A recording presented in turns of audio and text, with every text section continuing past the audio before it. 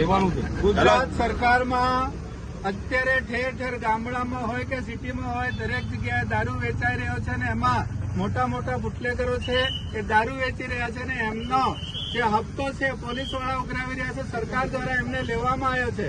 ત્યાં સરકાર દ્વારા એ ટકાવારી લેવામાં આવે છે.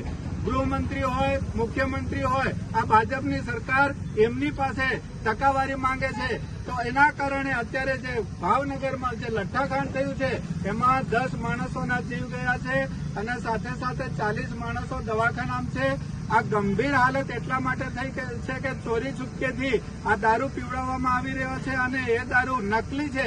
નકલી હોવાના કારણે આજે અમારા જે ગુજરાતમાં જનતા છે એમના ઘણા બધાના ઘરો બરબાદ થઈ ગયા છે. તો આ ભાજપ સરકારમાં બેઠેલા હર્ષ સંઘવીને અમે આ લીંબડીથી એલાન કરીએ છીએ કે તેઓ રાજીનામું આપે. રાજીનામું નહીં આપે તો અમે દરેક સિટીમાં અને દરેક સરકારી કચેરીઓમાં આંદોલન કરવાના છે.